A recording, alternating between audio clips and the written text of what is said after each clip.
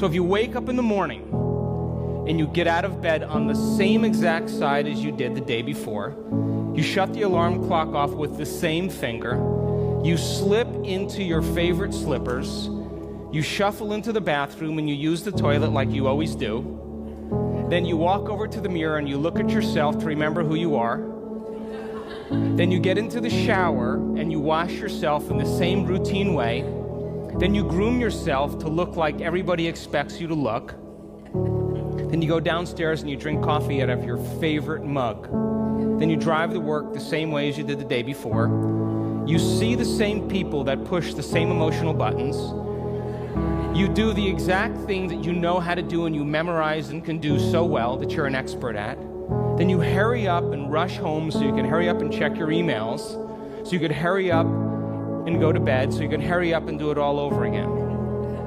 Now, here's my question. Did your brain change at all that day? We could say that you were thinking the same thoughts, performing the same actions, that create the same experiences, that produce the same emotions, but secretly expecting something to change in your life. Would you agree?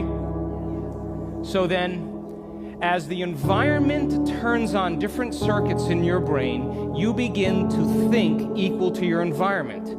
As you see the same people and go to the same places and do the same things at the same time, it's the external environment that's turning on different circuits in your brain, causing you to think equal to everything that you know. And as long as you think equal to everything that's familiar and known to you, what do you keep creating more of? Same life. Now, the quantum law is still applying to you. You're just thinking equal to everything that you know, and you keep creating more of the same. To change, to truly change, is to think greater than your environment. And every great person in history knew this. Whether it was William Wallace or Mahatma Gandhi or Martin Luther King or Queen Elizabeth I or Joan of Arc, they all had a vision. They all had an idea. Couldn't see it, couldn't smell it, couldn't taste it, couldn't feel it, but it was alive in their mind. It was so alive in their mind that they began to live as if that reality was actually happening now. So can you believe in a future that you can't see or experience with your senses yet, but you've thought about enough times in your mind that your brain is literally changed to look like the event has already happened? Neuroscience says it's absolutely possible. Now, your personality creates your personal reality. That's it. It's that simple. And your personality is made up of how you think, how you act, and how you feel. So the present personality who's sitting here today, you, has created the present personal reality called your life. Would you agree?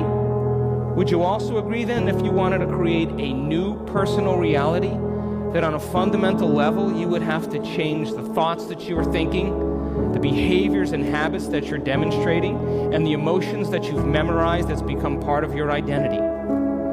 And most people try to create a new personal reality as the same personality, and it never works. We have to become somebody else.